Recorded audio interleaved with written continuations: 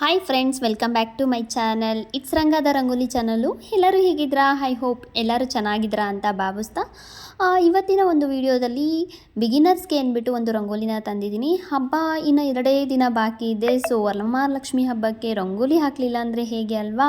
So ಯಾರೆಲ್ಲ ರಂಗೋಲಿ ಬರಲ್ಲ ಮತ್ತು ನನಗೆ ಹಾಕೋಕ್ಕೆ ಬರಲ್ಲ ಅನ್ನೋರಿಗೆ ನಾನಿವತ್ತು ಬಿಗಿನರ್ಸ್ಗೆ ಅಂದ್ಬಿಟ್ಟು ಒಂದು ಸಿಂಪಲ್ ಆದಂಥ ರಂಗೋಲಿನ ತಂದಿದ್ದೀನಿ. ತುಂಬ ಬ್ಯೂಟಿಫುಲ್ ಆಗಿದೆ, ಬಟ್ ಇದನ್ನು ಹಾಕೊಬೋದು ಆರಾಮಾಗಿ ಅಂತಲೇ ಹೇಳ್ತಾ, ಮತ್ತು ಈಗಾಗಲೇ ರಂಗೋಲಿ ಕಲ್ತಿರೋರಿಗೂ ಕೂಡ ತುಂಬ ಯೂಸ್ ಆಗುತ್ತೆ ಅಂತ ಹೇಳ್ತೀನಿ. ಇದಕ್ಕೆ ಕಲರ್ ಕೂಡ ಅಪ್ಲೈ ಮಾಡ್ಬೋದು. ನಾನು ಜಾಸ್ತಿ ಕಲರ್ನ ಯೂಸ್ ಮಾಡಿಲ್ಲ.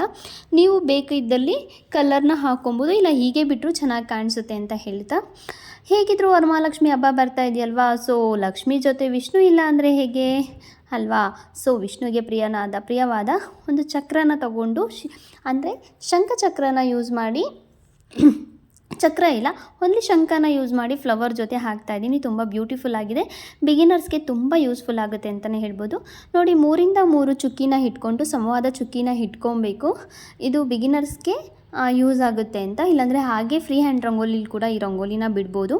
3ರಿಂದ 3 ಚುಕ್ಕಿನ ಇಟ್ಕೊಂಡು ಪ್ಲಸ್ ಮಾರ್ಕದಲ್ಲಿ ಆರೋ ಮಾರ್ಕ್ನ ಹಾಕ್ಕೊಂಡು ನಂತರ ಅದರಲ್ಲಿ ಶಂಖವನ್ನು ಮೂಡಿಸೋದು. ಇದರಿಂದ ರಂಗೋಲಿ ತುಂಬ ಬ್ಯೂಟಿಫುಲ್ಲಾಗಿ ಕಾಣಿಸುತ್ತೆ. ಸ್ಟಾರ್ಟಿಂಗ್ ನಾನು ಒಂದು ಫ್ಲವರ್ನ ಕೊಟ್ಟು ಅದಕ್ಕೆ ಶಂಖನ ಹಾಕ್ಕೊಂಡಿದ್ದೀನಿ. ಸೊ ಇದು ಬಾರ್ಡರ್ ಥರ ಹಾಕ್ಕೊಬೋದು ನೀವು.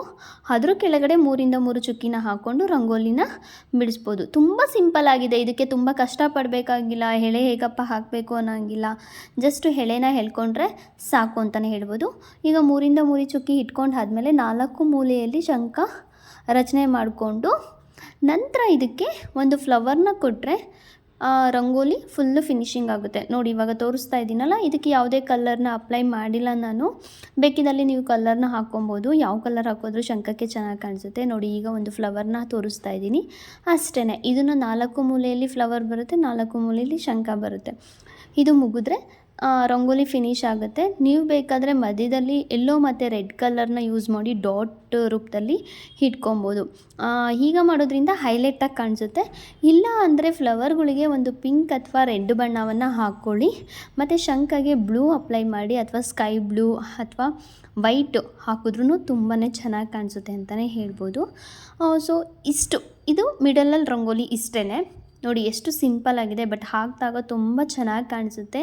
ನನಗೆ ಇದು ಸ್ವಲ್ಪ ಜಾಗ ಸಾಕಾಗಲಿಲ್ಲ. ಇವತ್ತು ಬೇರೆ ಪ್ಲೇಸಲ್ಲಿ ಬಿಡಿಸಿರೋದ್ರಿಂದ ಸೊ ಕವರ್ ಆಗಲಿಲ್ಲ. ಅದರಲ್ಲೂ ನಿಮಗೆ ನೀಟಾಗಿ ತೋರ್ಸೋಕ್ಕೆ ಪ್ರಯತ್ನ ಪಟ್ಟಿದ್ದೀನಿ. ನೋಡಿ, ಈಗ ಮೇಲೆ ಹೇಗೆ ಬಾರ್ಡ್ರ್ ಹಾಕೋದ್ನೋ ಅದನ್ನು 4 ಮೂಲೆಯಲ್ಲೂ ಹಾಕ್ಕೊಂಡ್ರೆ ಬಿಗ್ ರಂಗೋಲಿಯೇ ಕ್ರಿಯೇಟ್ ಆಗುತ್ತೆ. ಅಂದರೆ ತುಂಬ ಚಿಕ್ಕದು ಅನಿಸ್ತಲ್ವ ನಿಮಗೆ? ಈ ಬಾರ್ಡ್ರನ್ನು 4 ಮೂಲೆಯಲ್ಲಿ ಹಾಕಿದಾಗ ನಮಗೆ ದೊಡ್ಡದಾಗೆ ಕಾಣಿಸುತ್ತೆ. ಇದಕ್ಕೆ ಫ್ಲವರ್ಗೆ ಆ್ಯಸ್ ಯೂಶ್ವಲ್ ನೀವು ಪಿಂಕ್, ರೆಡ್ ಈ ಥರ ಕೊಟ್ಕೊಬೋದು. ತುಂಬ ಚೆನ್ನಾಗಿ ಕಾಣಿಸುತ್ತೆ.